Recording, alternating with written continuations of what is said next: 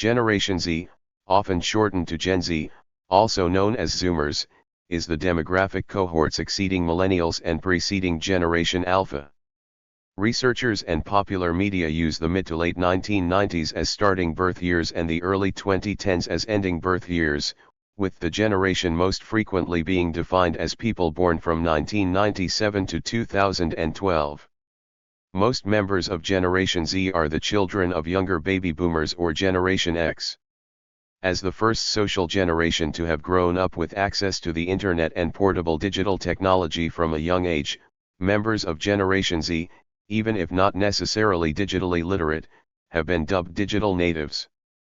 Moreover, the negative effects of screen time are most pronounced in adolescence, as compared to younger children. Compared to previous generations, members of Generation Z tend to live more slowly than their predecessors when they were their age, have lower rates of teenage pregnancies, and consume alcohol, but not necessarily other psychoactive drugs, less often. Generation Z teenagers are more concerned than older generations with academic performance and job prospects, and are better at delaying gratification than their counterparts from the 1960s, despite concerns to the contrary. Sexting among adolescents has grown in prevalence. The consequences of this remain poorly understood. Youth subcultures have not disappeared, but they have been quieter. Nostalgia is a major theme of youth culture in the 2010s and 2020s. Globally, there is evidence that girls in Generation Z experienced puberty at considerably younger ages compared to previous generations, with implications for their welfare and their future. Furthermore, the prevalence of allergies among adolescents and young adults in Generation Z is greater than the general population. There is greater awareness and diagnosis of mental health conditions, and sleep deprivation is more frequently reported. In many countries, Gen Z youth are more likely to be diagnosed with intellectual disabilities and psychiatric disorders than older generations. Around the world, members of Generation Z are spending more time on electronic devices and less time reading books than before, with implications for their attention spans, vocabulary, academic performance, and future economic contributions. In Asia, educators in the 2000s and 2010s typically sought out and nourished top students. In Western Europe and the United States, the emphasis was on poor performers. East Asian and Singaporean students consistently earned the top spots in international standardized tests in the 2010s. The name Generation Z is a reference to the fact that it is the second generation after Generation X, continuing the alphabetical sequence from Generation Y, millennials. Other proposed names for the generation included I-Generation, Homeland Generation, NetGen, Digital Natives, Neo-Digital Natives, Pluralist Generation, Internet Generation, and Centennials. While there is no scientific process for deciding when a name has stuck, the momentum is clearly behind Gen Z. Michael Dimmock, Pew Research Center. The rapper MC Lars used the term I-Generation as early as 2005, as a song title. Psychology professor and author Jean Twenge also used the term, intending it as the title of her 2006 book about millennials but changing the title to Generation Me at the insistence of her publisher. Twenge later used the term for her 2017 book iGen. Others also claim to have coined the name. Author Neil Howe coined the term Homeland Generation in 2014, as a continuation of the Strauss-Howe generational theory with William Strauss. The term homeland refers to being the first generation to enter childhood after protective surveillance state measures, like the Department of Homeland Security, were put into effect following the September 11 attacks. The Pew Research Center surveyed the various names for this cohort on Google Trends in 2019 and found that in the US, the term Generation Z was overwhelmingly the most popular, from then on calling it Gen Z in their research. The Merriam-Webster and Oxford dictionaries both have official entries for Generation Z. In Japan, the cohort is described as neo-digital natives, a step beyond the previous cohort described as digital natives. Digital natives primarily communicate by text or voice, while neo-digital natives use video telephony, and movies. This emphasizes the shift from PC to mobile and text to video among the neo-digital population. Zoomer is an informal term used to refer to members of Generation Z. It combines the shorthand boomer, referring to baby boomers, with the Z from Generation Z. Zoomer in its current incarnation skyrocketed in popularity in 2018, when it was used in a 4chan internet meme mocking Gen Z adolescents via a Wojak caricature dubbed a Zoomer. Merriam-Webster's records suggest the use of the term Zoomer in the sense of Generation Z dates back at least as far as 2016. It was added to the Merriam-Webster dictionary in October 2021 and to dictionary.com in January 2020. Prior to this, Zoomer was occasionally used to describe particularly active baby boomers. Researchers and popular media have loosely used the mid to late 1990s as starting birth years and the early 2010s as ending birth years to define Generation Z. The Merriam-Webster Online Dictionary defines Generation Z as the generation of people born in the late 1990s and early 2000s. The Collins Dictionary defined Generation Z as members of the generation of people born between the mid-1990s and mid-2010s. The Oxford Dictionaries define Generation Z as the group of people who were born between the late 1990s and the early 2010s, who are regarded as being very familiar with the Internet. Encyclopedia Britannica defines Generation Z as the term used to describe Americans born during the late 1990s and early 2000s. Some sources give the specific year range of 1997 to 2012, although the years spanned are sometimes contested or debated because generations and their zeitgeists are difficult to delineate. The Pew Research Center has defined 1997 as the starting birth year for Generation Z, basing this on different formative experiences, such as new technological and socio-economic developments, as well as growing up in a world after the September 11th attacks. Pew has not specified an endpoint for Generation Z, but used 2012 as a tentative endpoint for their 2019 report. Numerous news outlets use a starting birth year of 1997, often citing Pew Research Center. Various think tanks and analytics companies also have set a 1997 start date, as do various management and consulting firms. In a 2022 report, the U.S. Census designates Generation Z as the youngest generation with adult members, born 1997 to 2013. Statistics Canada used 1997 to 2012, citing Pew Research Center, in a 2022 publication analyzing their 2021 census. The Library of Congress uses 1997 to 2012, citing Pew Research as well. In her book iGen, 2017, psychologist Jean Twenge defines the I generation as the cohort born between 1995 and 2012. Other news outlets occasionally use 1995 as the starting birth year of Generation Z, as do various management and consulting firms. The Australian Bureau of Statistics have used 1996 to 2010 to define Generation Z in a 2021 census report. Similarly, various management and consulting firms have used 1996 as a starting date for Generation Z. Individuals born in the millennial and Generation Z cusp years have been sometimes identified as a microgeneration with characteristics of both generations. The most common name given for these cusps is zillennials. Similarly, individuals born on the cusp of Generation Z and Generation Alpha have been referred to as Zalphas. The Economist has described Generation Z as a more educated, well-behaved, stressed and depressed generation in comparison to previous generations. In 2016, the Varkey Foundation and Populus conducted an international study examining the attitudes of over 20,000 people aged 15 to 21 in 20 countries: Argentina, Australia, Brazil, Canada, China, France, Germany, India, Indonesia, Israel, Italy, Japan, New Zealand, Nigeria, Russia, South Africa, South Korea, Turkey, the United Kingdom, and the United States. They found that Gen Z youth were happy overall with the states of affairs in their personal lives, 59%. The most unhappy young people were from South Korea, 29%, and Japan, 28%, while the happiest hailed from Indonesia, 90%, and Nigeria, 78%. In order to determine the overall happiness score for each country, researchers subtracted the percentage of people who said they were unhappy from that of those who said they were happy. The most important sources of happiness were being physically and mentally healthy, 94%, having a good relationship with one's family, 92%, and one's friends, 91%. In general, respondents who were younger and male tended to be happier. Religious faith came in last at 44%.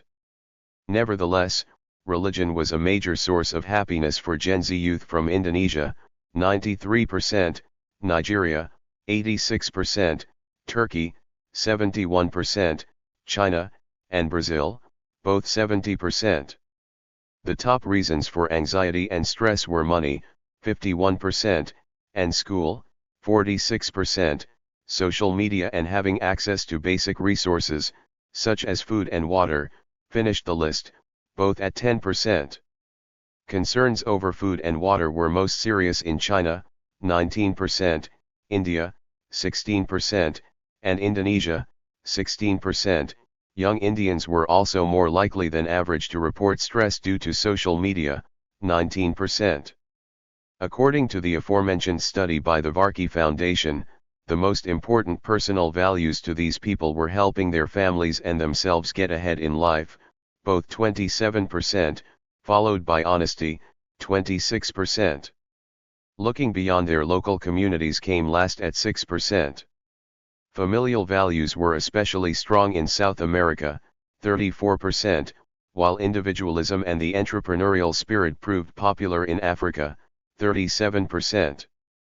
People who influenced youths the most were parents, 89%, friends, 79%, and teachers, 70%. Celebrities, 30%, and politicians, 17%, came last. In general, young men were more likely to be influenced by athletes and politicians than young women, who preferred books and fictional characters. Celebrity culture was especially influential in China, 60%, and Nigeria, 71%, and particularly irrelevant in Argentina and Turkey, both 19%. For young people, the most important factors for their current or future careers were the possibility of honing their skills, 24%, and income, 23%, while the most unimportant factors were fame, 3%, and whether or not the organization they worked for made a positive impact on the world, 13%. The most important factors for young people when thinking about their futures were their families, 47%, and their health, 21%, the welfare of the world at large, 4%, and their local communities, 1%, bottomed the list. During the 2000s and especially the 2010s, youth subcultures that were as influential as what existed during the late 20th century became scarcer and quieter, at least in real life though not necessarily on the internet, and more ridden with irony and self-consciousness due to the awareness of incessant peer surveillance.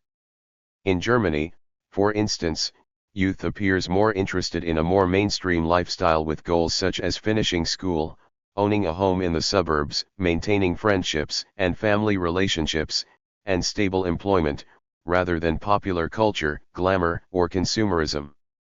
Boundaries between the different youth subcultures appear to have been blurred, and nostalgic sentiments have risen. Although nostalgia is normally associated with the elderly, this sentiment is now commonplace among those who came of age during the 2010s and 2020s. Struggling with present realities, millennials and Generation Z long for the past, when life seemed simpler and less stressful, even if they have themselves never experienced it. For example, although an aesthetic dubbed cottagecore in 2018 has been around for many years, it has become a subculture of Generation Z, especially on various social media networks in the wake of the mass lockdowns imposed to combat the spread of COVID-19. It is a form of escapism and aspirational nostalgia. Cottagecore became even more popular thanks to the commercial success of the 2020 album Folklore by musician Taylor Swift. Nostalgia culture among Generation Z even extends to the usage of automobiles. In some countries, such as Indonesia, there are social media communities surrounding the purchasing used cars from earlier decades. A survey conducted by OnePoll in 2018 found that while museums and heritage sites remained popular among Britons between the ages of 18 and 30, 19% did not visit one in the previous year. There was a big gender gap in attitudes, with 16% of female respondents and 26% of male respondents saying they never visited museums. Generation Z preferred staying home and watching television or browsing social media networks to visiting museums or galleries. The researchers also found that cheaper tickets, more interactive exhibitions, a greater variety of events, more food and beverage options, more convenient opening hours, and greater online presence could attract the attention of more young people. On the other hand, vintage fashion is growing in popularity among millennial and Generation Z consumers. A 2019 report by Childwise found that children between the ages of 5 and 16 in the UK spent an average of 3 hours each day online. Around 70% watched Netflix in the past week and only 10% watched their favorite programs on television. Among those who watched on-demand shows, 58% did so on a mobile phone, 51% on a television set, 40% via a tablet, 35% on a gaming console, and 27% on a laptop. About 1 out of 4 came from families with voice command computer assistants such as Alexa. YouTube and Snapchat are the most popular gateways for music and video discovery. Childwise also found that certain television series aired between the 1990s and early 2000s, such as Friends, proved popular among young people of the 2010s. Figures from Nielsen and Magna Global revealed that the viewership of children's cable television channels such as Disney Channel, Cartoon Network, and Nickelodeon continued their steady decline from the early 2010s, with little to no alleviating effects due to the COVID-19 pandemic, which forced many parents and their children to stay at home. Disney Channel in particular lost a third of their viewers in 2020, leading to closures in Scandinavia, the United Kingdom, Australia, and Southeast Asia. On the other hand, streaming services saw healthy growth.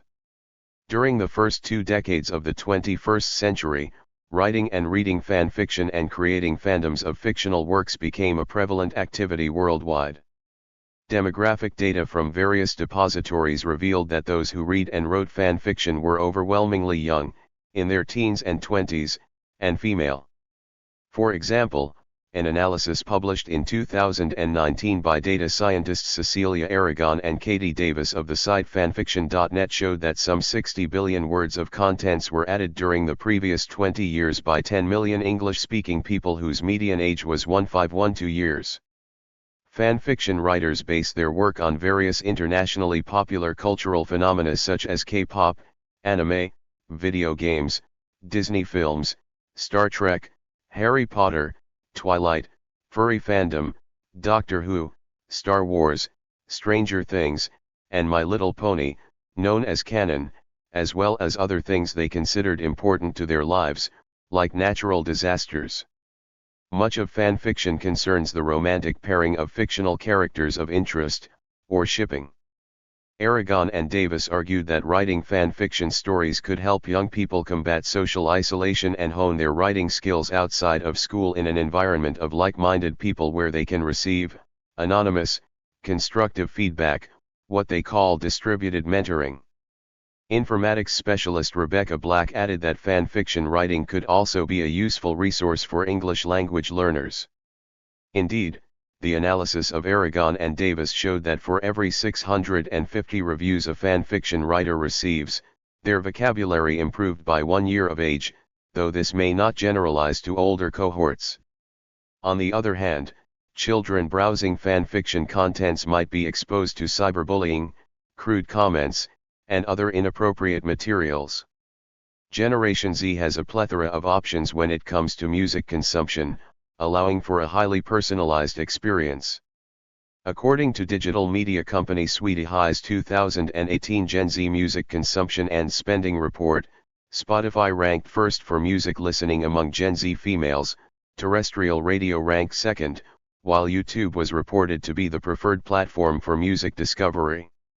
In mid-2023, Spotify reported growth above expectation in the number of subscribers among Generation Z. Additional research showed that within the past few decades, popular music has gotten slower, that majorities of listeners young and old preferred older songs rather than keeping up with new ones, that the language of popular songs was becoming more negative psychologically, and that lyrics were becoming simpler and more repetitive, approaching one-word sheets, something measurable by observing how efficiently lossless compression algorithms, such as the LZ algorithm, handled them. On the other hand, texture and rhythm are becoming more complex. Streaming services have made it extremely easy for listeners to sample songs, creating pressure on musicians to compose songs that are as easy to process and have as many hooks as possible. Sad music is quite popular among adolescents, though it can dampen their moods, especially among girls. A 2020 survey conducted by the Center for Generational Kinetics, on 1,000 members of Generation Z and 1,000 millennials, suggests that Generation Z still would like to travel, despite the COVID-19 pandemic and the recession it induced. However, Generation Z is more likely to look carefully for package deals that would bring them the most value for their money, as many of them are already saving money for buying a house and for retirement, and they prefer more physically active trips. Mobile-friendly websites and social media engagements are both important. They take advantage of the internet to market and sell their fresh produce. In the United Kingdom, teenagers now prefer to get their news from social media networks such as Instagram and TikTok and the video sharing site YouTube rather than more traditional media, such as radio or television. In South Korea, people below the age of 40 are increasingly interested in relocating from the cities, especially Seoul, to the countryside and working on the farm. Working in a conglomerate like Samsung or Hyundai no longer appeals to young people, many of whom prefer to avoid becoming a workaholic or are pessimistic about their ability to be as successful as their fathers. Reading habits.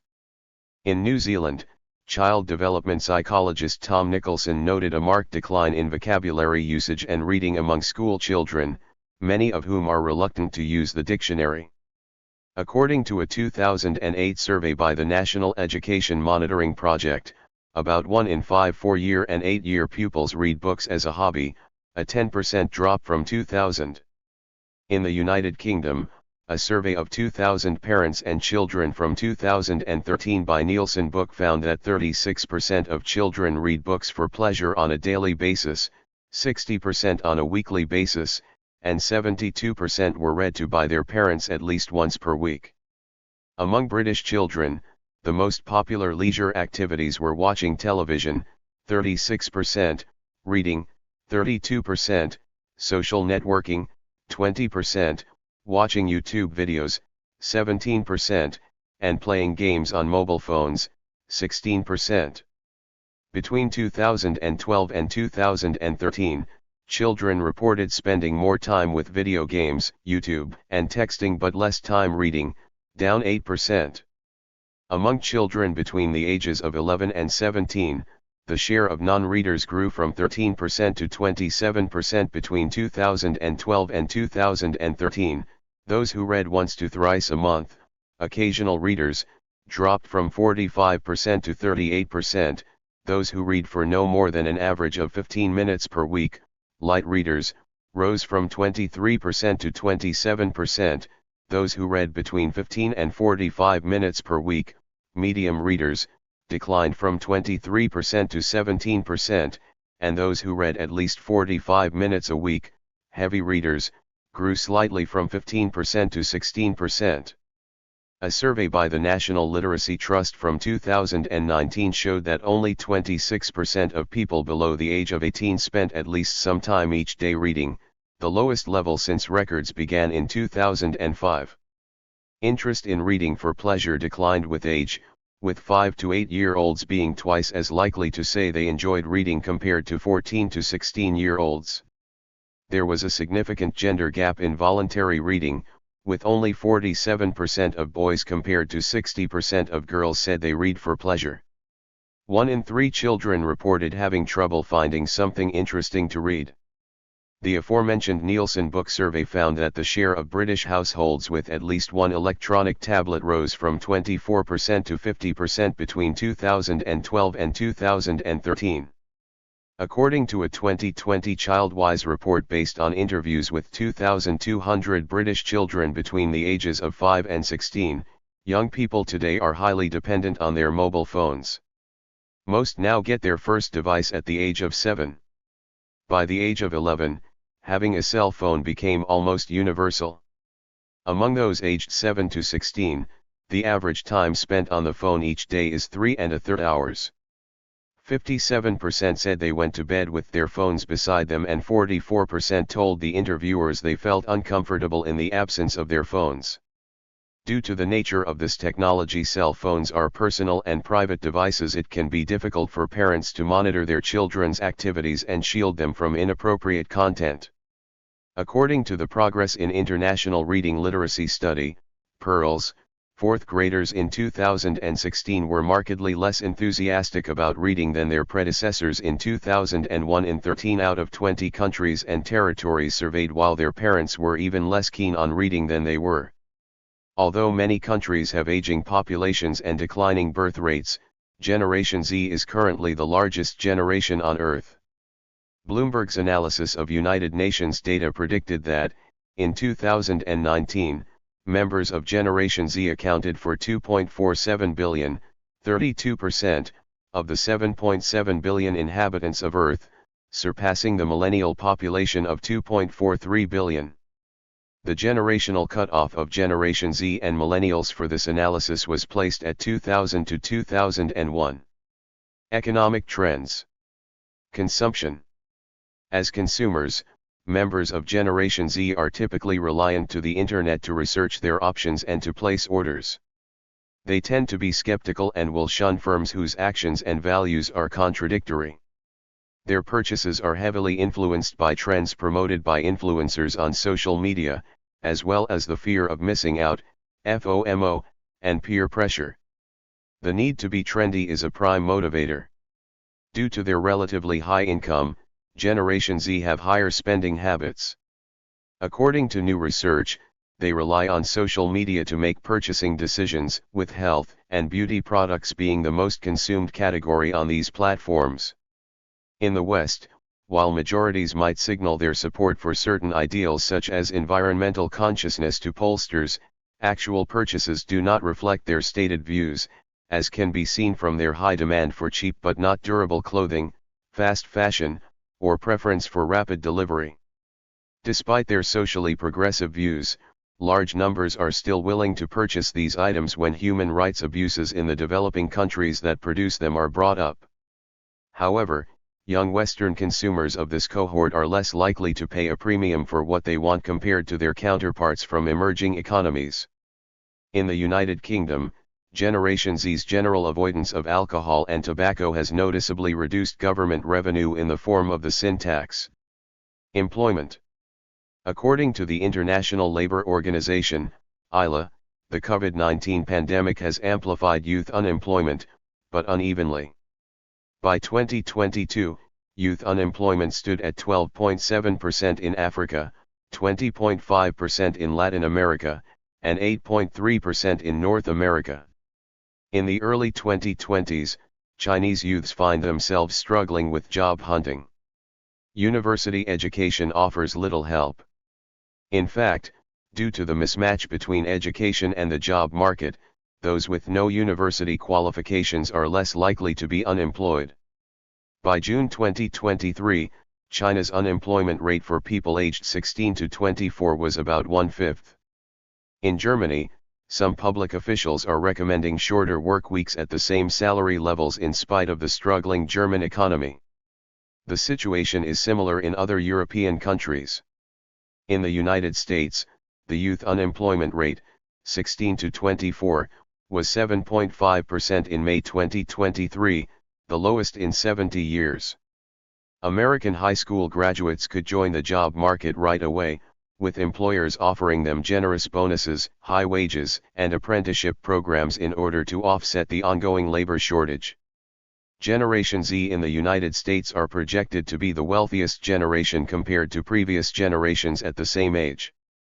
The average individual has an annual salary that is $40,000 higher than that of previous generations. Since the mid-20th century, enrollment rates in primary schools has increased significantly in developing countries. In 2019, the OECD completed a study showing that while education spending was up 15% over the previous decade, academic performance had stagnated. Results from Trends in International Mathematics and Science Study, TIMSS, in 2019 showed that the highest scoring students in mathematics came from Asian polities and Russia.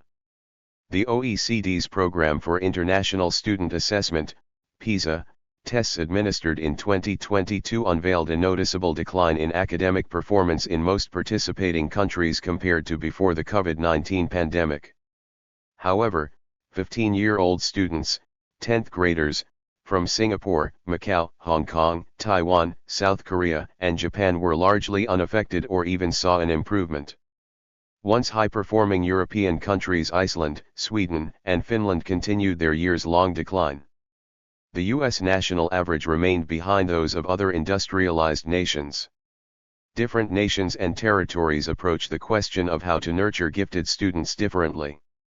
During the 2000s and 2010s, whereas the Middle East and East Asia, especially China, Hong Kong, and South Korea, and Singapore actively sought them out and steered them towards top programs, Europe and the United States had in mind the goal of inclusion and chose to focus on helping struggling students. In 2010, for example, China unveiled a decade-long national talent development plan to identify able students and guide them into STEM fields and careers in high demand. That same year, England dismantled its National Academy for Gifted and Talented Youth and redirected the funds to help low-scoring students get admitted to elite universities.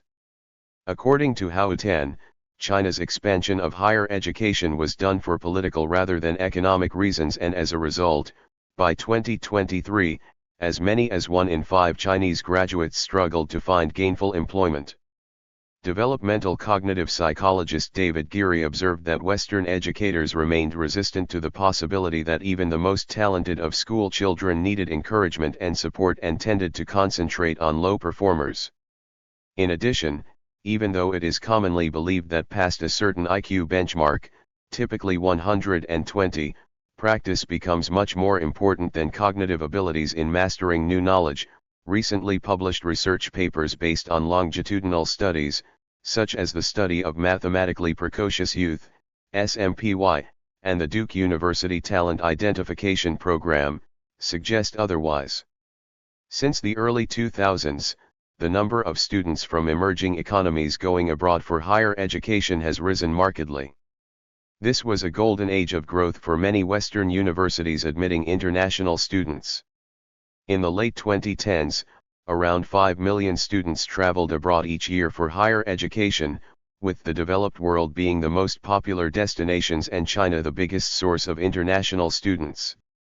In 2019, the United States was the most popular destination for international students, with 30% of its international student body coming from mainland China, Australia, Canada, the United Kingdom, and Japan. Among children of the Chinese ruling class, princelings, attending elite institutions in the United States was commonplace and seen as a status symbol, but the deterioration in the bilateral relationship as exemplified by President Donald Trump's entry restrictions on Chinese students in addition to the complications produced by the COVID-19 pandemic reduced the number of Chinese students enrolling in many American colleges and universities. Combined with other political and economic factors, some speculated that this trend marked the end of a golden age for higher education in the United States. Also see the higher education bubble in the United States. However, a 2023 report produced by the Institute of International Education said that international student enrollment for the 2022 to 2023 academic year in American higher education institutions had exceeded pre-pandemic levels. The rate of the enrollment growth was the fastest in 40 years, with strong growth coming from India and sub-Saharan Africa. By 2023, a number of countries, including Finland and the Netherlands, have decided to ban the use of mobile phones in the classroom to help their students concentrate better.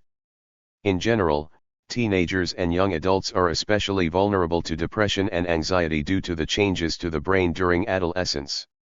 While the COVID-19 pandemic has exacerbated the mental health problems for people of all ages, the increase was most noticeable for people aged 15 to 24. A 2021 meta-analysis suggests that globally, the most likely age for the onset of depressive disorder is 19.5 years and generalized anxiety disorder is 15.5 years. Data from the British National Health Service, NHS, showed that between 1999 and 2017, the number of children below the age of 16 experiencing at least one mental disorder increased from 11.4% to 13.6%. The researcher interviewed older adolescents, aged 17 to 19, for the first time in 2017 and found that girls were 2/3 more likely than younger girls and twice more likely than boys from the same age group to have a mental disorder. In England, hospitalizations for self-harm doubled among teenage girls between 1997 and 2018, but there was no parallel development among boys. While the number of children receiving medical attention for mental health problems has clearly gone up, this is not necessarily an epidemic as the number of self-reports went up even faster, possibly due to the diminution of stigma. Furthermore, doctors are more likely than before to diagnose a case of self-harm when previously they only treated the physical injuries. A 2020 meta-analysis found that the most common psychiatric disorders among adolescents were ADHD, anxiety disorders, behavioral disorders, and depression, consistent with a previous one from 2015. A 2021 UNICEF report stated that 13% of 10 to 19-year-olds around the world had a diagnosed mental health disorder, whilst suicide was the fourth most common cause of death among 15 to 19-year-olds. It commented that disruption to routines, education, recreation, as well as concern for family income, health, and increase in stress and anxiety, caused by the COVID-19 pandemic is leaving many children and young people feeling afraid, angry, and concerned for their future. It also noted that the pandemic had widely disrupted mental health services. Anxiety over climate change has compounded the problem. Though males remain more likely than females to commit suicide, the prevalence of suicide among teenage girls has risen significantly during the 2010s in many countries. Whether or not this can be attributed to the use of smartphones and social media networks remains debated, however. In some Western countries, Australia, the Netherlands, Spain, the United Kingdom, and parts of the United States, intervention programs have been set up to prevent depression among teenagers. However, funding has been limited as governments tend to focus on the here and now rather than preventing problems from arising in the future. Sleep deprivation is on the rise among contemporary youths, due to a combination of poor sleep hygiene, having one's sleep disrupted by noise, light, and electronic devices, caffeine intake, beds that are too warm, a mismatch between biologically preferred sleep schedules at around puberty and social demands, insomnia, growing homework load, and having too many extracurricular activities. Consequences of sleep deprivation include low mood, worse emotional regulation, anxiety, depression, increased likelihood of self-harm, suicidal ideation, and impaired cognitive functioning. In addition, teenagers and young adults who prefer to stay up late tend to have high levels of anxiety, impulsivity, alcohol intake, and tobacco smoking. A study by Glasgow University found that the number of school children in Scotland reporting sleep difficulties increased from 23% in 2014 to 30% in 2018. 37% of teenagers were deemed to have low mood, 33% males and 41% females, and 14% were at risk of depression, 11% males and 17% females. Older girls faced high pressure from schoolwork, friendships, family, career preparation, maintaining a good body image and good health. In Canada, teenagers sleep on average between 6.5 and 7.5 hours each night, much less than what the Canadian Pediatric Society recommends, 10 hours. According to the Canadian Mental Health Association, only 1 out of 5 children who needed mental health services received it. In Ontario, for instance, the number of teenagers getting medical treatment for self-harm doubled in 2019 compared to 10 years prior. The number of suicides has also gone up. Various factors that increased youth anxiety and depression include overparenting, perfectionism, especially with regards to schoolwork, social isolation, social media use, financial problems, housing worries, and concern over some global issues such as climate change. A 2010 meta-analysis by an international team of mental health experts found that the worldwide prevalence of intellectual disability, ID, was around 1%. But the share of individuals with such a condition in low to middle income countries were up to twice as high as their wealthier counterparts because they lacked the sources needed to tackle the problem, such as preventing children from being born with ID due to hereditary conditions with antenatal genetic screening, poor child and maternal care facilities, and inadequate nutrition, leading to, for instance, iodine deficiency. The researchers also found that ID was more common among children and adolescents than adults. A 2020 literature review and meta-analysis confirmed that the incidence of ID was indeed more common than estimates from the early 2000s. In 2013, a team of neuroscientists from the University College London published a paper on how neurodevelopmental disorders can affect a child's educational outcome. They found that up to 10% of the human population have specific learning disabilities, or about 2 to 3 children in a Western classroom. Such conditions include dyscalculia, dyslexia, attention deficit hyperactivity disorder, ADHD, and autism spectrum disorder. They are caused by abnormal brain development due to complicated environmental and genetic factors. A child may have multiple learning disorders at the same time. For example, among children with ADHD, 33 to 45% also have dyslexia and 11% have dyscalculia. Normal or high levels of intelligence offer no protection. Each child has a unique cognitive and genetic profile and would benefit from a flexible education system. A 2017 study from the Dominican Republic suggests that students from all sectors of the educational system utilize the internet for academic purposes, yet those from lower socioeconomic backgrounds tend to rank the lowest in terms of reading comprehension skills. A 2020 report by psychologist John Protzko analyzed over 30 studies and found that children have become better at delaying gratification over the previous 50 years, corresponding to an average increase of 0.18 standard deviations per decade on the IQ scale. This is contrary to the opinion of the majority of the 260 cognitive experts polled, 84%, who thought this ability was deteriorating. Researchers test this ability using the marshmallow test. Children are offered treats. If they are willing to wait, they get 2, if not, they only get 1. The ability to delay gratification is associated with positive life outcomes, such as better academic performance, lower rates of substance use, and healthier body weights. Possible reasons for improvements in the delaying gratification include higher standards of living, better educated parents, improved nutrition, higher preschool attendance rates, more test awareness, and environmental or genetic changes. This development does not mean that children from the early 20th century were worse at delaying gratification and those from the late 21st will be better at it, however. Moreover, some other cognitive abilities, such as simple reaction time, color acuity, working memory, the complexity of vocabulary usage, and three-dimensional visuospatial reasoning have shown signs of secular decline.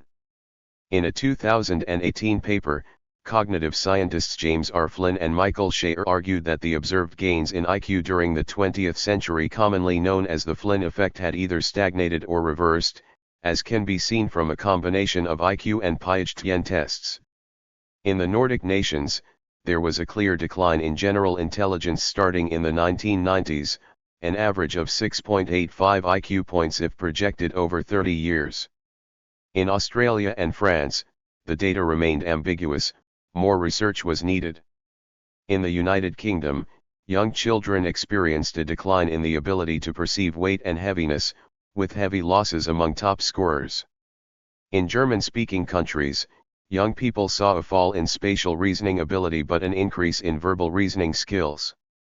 In the Netherlands, preschoolers and perhaps school children stagnated, but seniors gained, in cognitive skills. What this means is that people were gradually moving away from abstraction to concrete thought. On the other hand, the United States continued its historic march towards higher IQ, a rate of 0.38 per decade, at least up until 2014. South Korea saw its IQ scores growing at twice the average US rate. The secular decline of cognitive abilities observed in many developed countries might be caused by diminishing marginal returns due to industrialization and to intellectually stimulating environments for preschoolers, the cultural shifts that led to frequent use of electronic devices, the fall in cognitively demanding tasks in the job market in contrast to the 20th century, and possibly dysgenic fertility. A 2015 study found that the frequency of nearsightedness has doubled in the United Kingdom within the last 50 years. Ophthalmologist Steve Schallhorn, chairman of the Optical Express International Medical Advisory Board, noted that research has pointed to a link between the regular use of handheld electronic devices and eye strain. The American Optometric Association sounded the alarm in a similar vein. According to a spokeswoman, digital eye strain, or computer vision syndrome, is rampant, especially as we move towards smaller devices and the prominence of devices increase in our everyday lives. Symptoms include dry and irritated eyes, fatigue, eye strain, blurry vision, difficulty focusing, headaches. However, the syndrome does not cause vision loss or any other permanent damage. To alleviate or prevent eye strain, the Vision Council recommends that people limit screen time, take frequent breaks, adjust the screen brightness, change the background from bright colors to gray, increase text sizes, and blinking more often. Parents should not only limit their children's screen time but should also lead by example. While food allergies have been observed by doctors since ancient times and virtually all foods can be allergens, research by the Mayo Clinic in Minnesota found they have been growing increasingly common since the early 2000s. Today, 1 in 12 American children has a food allergy, with peanut allergy being the most prevalent type. Reasons for this remain poorly understood. Nut allergies in general have quadrupled and shellfish allergies have increased 40% between 2004 and 2019. In all, about 36% of American children have some kind of allergy. By comparison, this number among the Amish in Indiana is 7%. Allergies have also risen ominously in other Western countries. In the United Kingdom, for example, the number of children hospitalized for allergic reactions increased by a factor of 5 between 1990 and the late 2010s, as did the number of British children allergic to peanuts. In general, the better developed the country, the higher the rates of allergies. Reasons for this remain poorly understood. One possible explanation, supported by the U.S. National Institute of Allergy and Infectious Diseases, is that parents keep their children too clean for their own good. They recommend exposing newborn babies to a variety of potentially allergenic foods, such as peanut butter before they reach the age of 6 months. According to this hygiene hypothesis, such exposures give the infant's immune system some exercise, making it less likely to overreact. Evidence for this includes the fact that children living on a farm are consistently less likely to be allergic than their counterparts who are raised in the city, and that children born in a developed country to parents who immigrated from developing nations are more likely to be allergic than their parents are. A research article published in 2019 in the journal The Lancet reported that the number of South Africans aged 15 to 19 being treated for HIV increased by a factor of 10 between 2010 and 2019.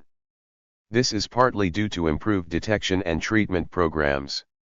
However, less than 50% of the people diagnosed with HIV went on to receive antiviral medication due to social stigma, concerns about clinical confidentiality, and domestic responsibilities.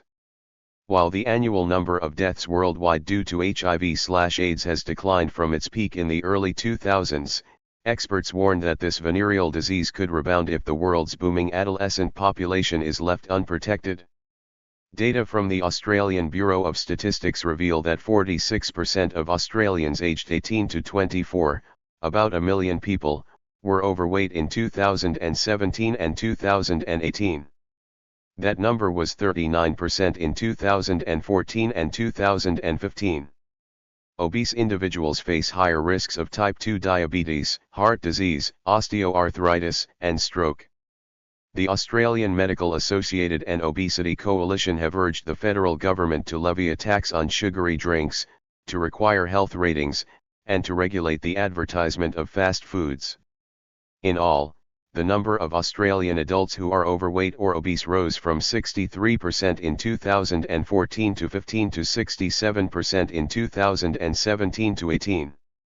In Europe and the United States, the average age of the onset of puberty among girls was around 13 in the early 21st century, down from about 1,600 years earlier. Early puberty is associated with a variety of mental health issues, such as anxiety and depression, as people at this age tend to strongly desire conformity with their peers, early sexual activity, substance use, tobacco smoking, eating disorders, and disruptive behavioral disorders. Girls who mature early also face higher risks of sexual harassment. Moreover, in some cultures, pubertal onset remains a marker of readiness for marriage, for, in their point of view, a girl who shows signs of puberty might engage in sexual intercourse or risk being assaulted, and marrying her off is how she might be protected. To compound matters, factors known for prompting mental health problems are themselves linked to early pubertal onset. These are early childhood stress, absent fathers, domestic conflict, and low socioeconomic status. Possible causes of early puberty could be positive, namely improved nutrition, or negative, such as obesity and stress. Other triggers include genetic factors, high body mass index, BMI, exposure to endocrine-disrupting substances that remain in use, such as bisphenol A, found in some plastics, and dichlorobenzene, used in mothballs and air deodorants, and to banned but persistent chemicals, such as dichlorodiphenyl trichloroethane, DDT, and dichlorodiphenyl dichloroethylene, DDE, and perhaps a combination thereof, the cocktail effect. A 2019 meta-analysis and review of the research literature from all inhabited continents found that between 1977 and 2013, the age of pubertal onset among girls has fallen by an average of almost 3 months per decade, but with significant regional variations, ranging from 10.1 to 13.2 years in Africa to 8.8 to 10.3 years in the United States. This investigation relies on measurements of Thiel-Archie, initiation of breast tissue development, using the Tanner scale rather than self-reported menarche, first menstruation, and MRI brain scans for signs of the hypothalamic pituitary gonadal axis being reactivated. Furthermore, there is evidence that sexual maturity and psychosocial maturity no longer coincide. 21st century youth appears to be reaching the former before the latter. Neither adolescents nor societies are prepared for this mismatch. Among developed democracies, young people's faith in the institutions, including their own government, has declined compared to that of previous generations. Polling on immigration in various countries receives mixed responses from Generation Z. In tandem with more members of Generation Z being able to vote in elections during the late 2010s and early 2020s, the youth vote has increased in both Europe and the United States. An early political movement primarily driven by Generation Z was School Strike for Climate of the late 2010s. The movement involved millions of young people around the world who followed the footsteps of Swedish activist Greta Thunberg to skip school in order to protest in favor of greater action on climate change. Around the world, large numbers of people from this cohort feel angry, anxious, guilty, helpless, and sad about climate change and are dissatisfied with how their governments have responded so far. However, their consumption choices, see above, reveal a gap between their stated values and their activism. In Europe, voters from Generation Z swung from favoring the Greens in the 2019 European Parliament elections to supporting parties of the far right in 2024. In the United States, Generation Z's politics are largely similar to those of millennials in that they tend to be more left-wing than preceding cohorts. However, polls consistently show that the Democratic Party has been steadily hemorrhaging support among young adults during the late 2010s and early 2020s, even though they largely disapprove of the Republican Party. By the early 2020s, young voters in the West have become increasingly concerned about the rising cost of living, violent crime, declining public services in rural areas, immigration, and the Russo-Ukrainian War. Political scientist Jean-Yves Camus dismissed the stereotype of young people altruistically voting for green or left-wing parties as misguided and outdated. Nevertheless, these broad trends conceal a significant gender divide across the Western world, with young women, under 30, being vocally left-leaning and young men being fiercely right-leaning on a variety of issues from immigration to sexual harassment. Furthermore, a backlash against feminism among young men is quite strong in many countries. Older men tend to hold similar views to women across age groups on this topic. Possible causes for this phenomenon include the general tendency for women to become better educated than men and the polarizing nature of social media sites. This sex gap has been noticeable since the 2000s, but has widened since the mid-2010s. This growing difference has also been observed among young adults in China and South Korea. Members of Generation Z who are active in politics are more likely than their elders to avoid buying from or working for companies that do not share their socio-political views, and they take full advantage of the internet as activists. Politicians and political parties that primarily focus on appearing in traditional media risk being unable to connect to and garner support from Generation Z. Video sharing platform TikTok played an important role in the outcome of the 2019 European Parliament elections. In Bangladesh, the young students of Generation Z protested against Sheikh Hasina's authoritarian rule due to the reinstatement of the pre-2018 quota system in government jobs and later the mass killing done by the government. Eventually, they overthrew Sheikh Hasina's government, ending its 15-year-long authoritarian rule. These protests are dubbed as world's first successful Gen Z revolution. In the West, Generation Z is the least religious generation in history.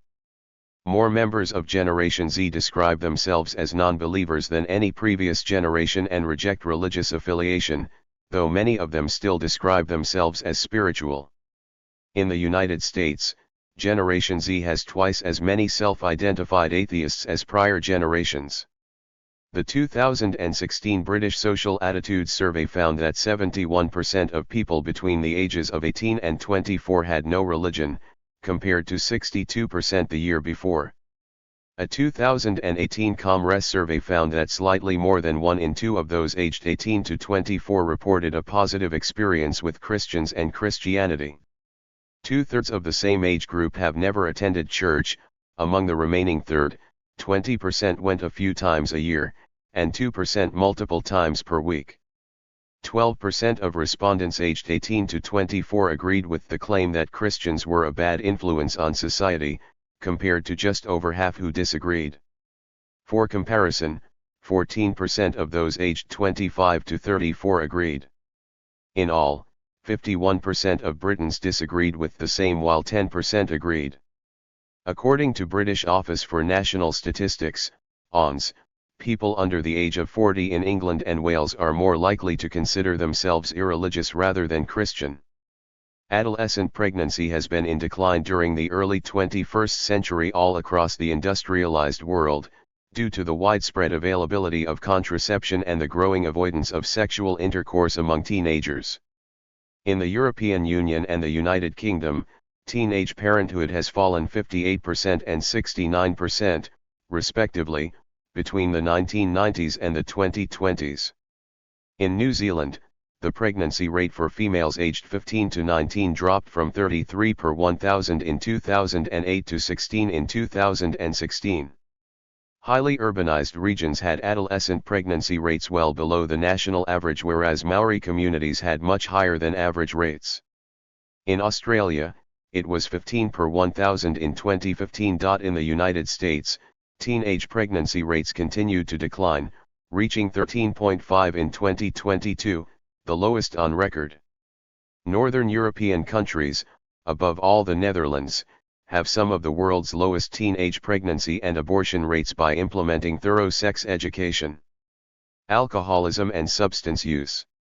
2020 data from the UK Office for National Statistics, ONS, showed on a per capita basis, members of Generation Z binged on alcohol 20% less often than millennials. However, 9.9% of people aged 16 to 24 consumed at least one drug in the past month, usually cannabis, or more than twice the share of the population between the ages of 16 and 59.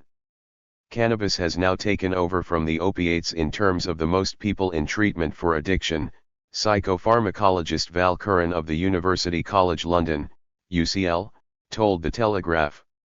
Moreover, the quality and affordability of various addictive drugs have improved in recent years, making them an appealing alternative to alcoholic beverages for many young people, who now have the ability to arrange a meeting with a dealer via social media. Addiction psychiatrist Adam Winstock of UCL found using his global drug survey that young people rated cocaine more highly than alcohol on the basis of value for money, 4.8 compared to 4.7 out of 10. As of 2019, cannabis was legal for both medical and recreational use in Uruguay, Canada, and 33 states in the U.S. In the United States, Generation Z is the first to be born into a time when the legalization of marijuana at the federal level is being seriously considered. While adolescents, people aged 12 to 17, in the late 2010s were more likely to avoid both alcohol and marijuana compared to their predecessors from 20 years before, college-aged youths are more likely than their elders to consume marijuana.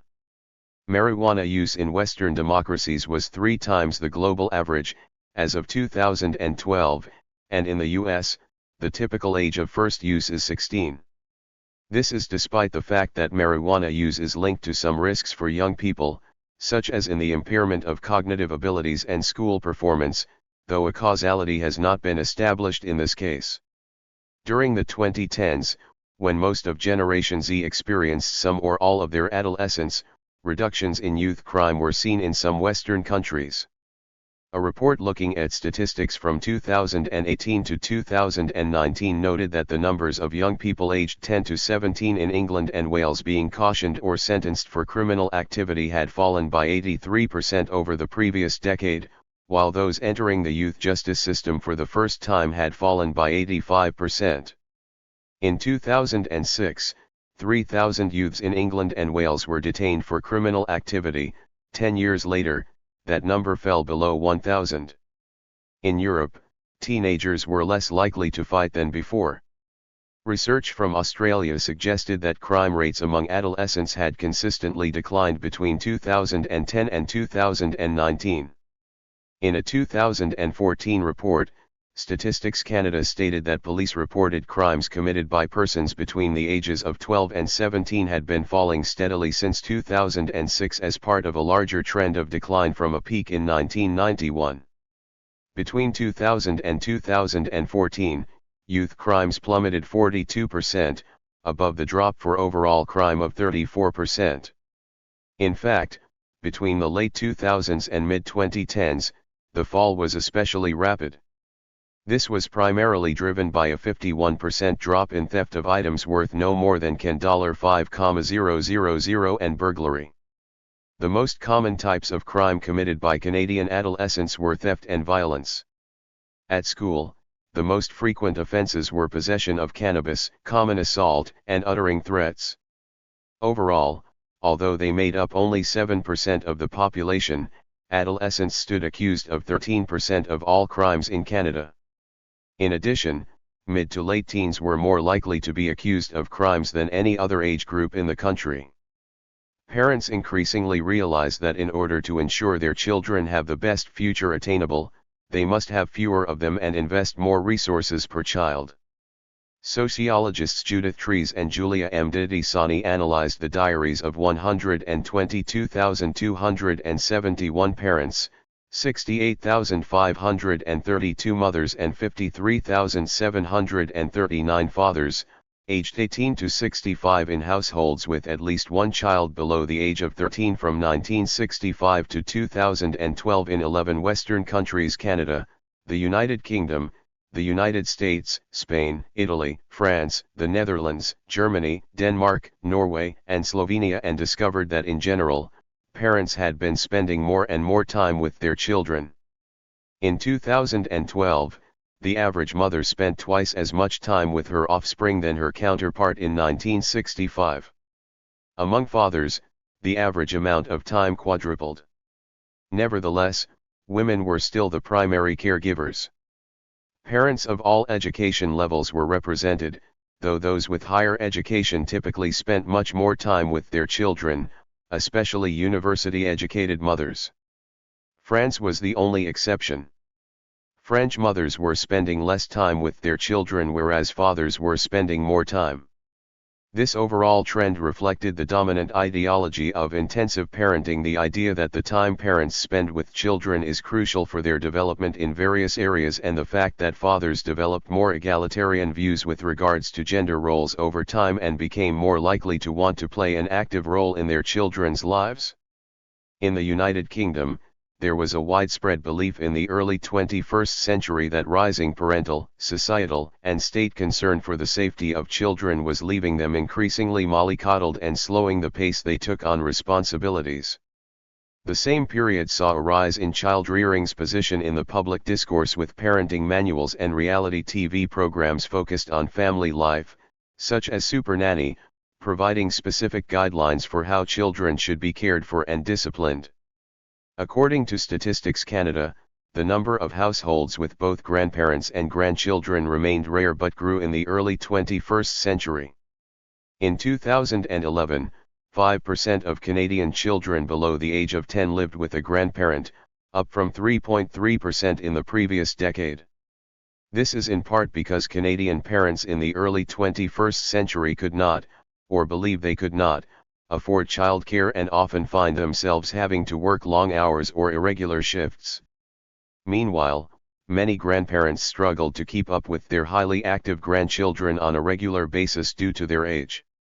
Because millennials and members of Generation X tend to have fewer children than their parents, the baby boomers, each child typically receives more attention from grandparents and parents compared to previous generations.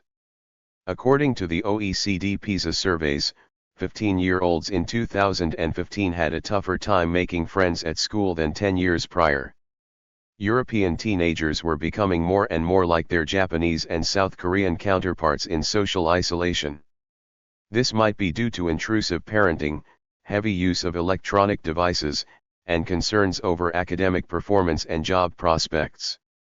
A study of social interaction among American teenagers found that the amount of time young people spent with their friends had been trending downward since the 1970s but fallen into especially sharp decline after 2010. The percentage of students in the 12th grade, typically 17 to 18 years old, who said they met with their friends almost every day fell from 52% in 1976 to 28% in 2017. The percentage of that age group who said they often felt lonely, which had fallen during the early 2000s, increased from 26% in 2012 to 39% in 2017, whilst the percentage who often felt left out increased from 30% to 38% over the same period. Statistics for slightly younger teenagers suggested that parties had become significantly less common since the 1980s. According to a 2014 report from UNICEF, some 250 million females were forced into marriage before the age of 15, especially in South Asia and Sub-Saharan Africa. Problems faced by child brides include loss of educational opportunity, less access to medical care, higher childbirth mortality rates, depression, and suicidal ideation.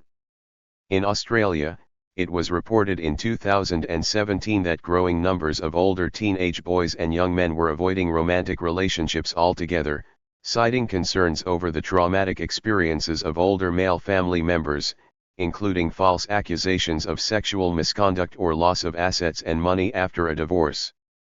This social trend, men going their own way, Tao, is an outgrowth of the men's rights movement, but one that emphasizes detachment from women as a way to deal with the issues men face. Both sexes have different challenges, we've lost sight of that. We're stuck in a gender war and it's harming our children, psychologist Meredith Fuller told news.com.au. In China, young people nowadays are much more likely to deem marriage and children sources of stress rather than fulfillment, going against the central government's attempts to increase the birth rate. Women born between the mid-1990s to about 2010 are less interested in getting married than men their own age. As a result of the one-child policy, young Chinese women have become more educated and financially independent than ever before, and this has led to a shift in public attitudes towards career-oriented women. The lying flat movement, popular among Chinese youths, also extends to the domain of marriage and child rearing. According to a 2021 survey by the Communist Youth League, 44% of young urban women and 25% of urban young men said they were not planning on getting married. When asked why, majorities said they had trouble finding the right person, cited the high costs of marriage, or told the pollsters they simply did not believe in marriage. In line with a fall in adolescent pregnancy in the developed world, which is discussed in more detail elsewhere in this article, there has also been a reduction in the percentage of the youngest adults with children. The Office for National Statistics has reported that the number of babies being born in the United Kingdom to 18-year-old mothers had fallen by 58% from 2000 to 2016, and the amount being born to 18-year-old fathers had fallen by 41% over the same period. Pew Research reports that in 2016, 88% of American women aged 18 to 21 were childless, as opposed to 80% of Generation X and 79% of millennial female youth at a similar age.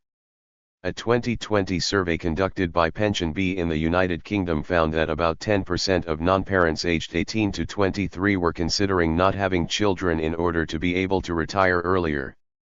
Those in the arts and those in the income bracket £25,001 to £55,000 were most likely to say no to having children. Over half of Chinese youths aged 18 to 26 said they were uninterested in having children because of the high cost of child rearing, according to a 2021 poll by the Communist Youth League. The food choices made by Generation Z reflect the generation's concerns about climate, sustainability, and animal welfare. A study by catering firm Aramark found 79% of members of the generation would go meatless between once and twice a week. The generation is considered the most interested in plant-based and vegan food choices, which they see as equal to other food types. As Generation Z's purchasing power grows, so does the amount of vegan and vegetarian food they eat. Generation Z sees dining out with friends and sharing small plates of food as exciting and interesting. According to 2022 Ernst & Young data, plant-based meat, cultured meat, and fermented meat are forecast to grow to 40% of the market by volume by 2040 in the United States.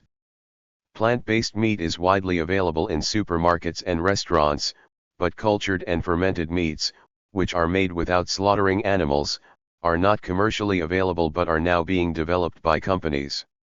Thank you for watching this video.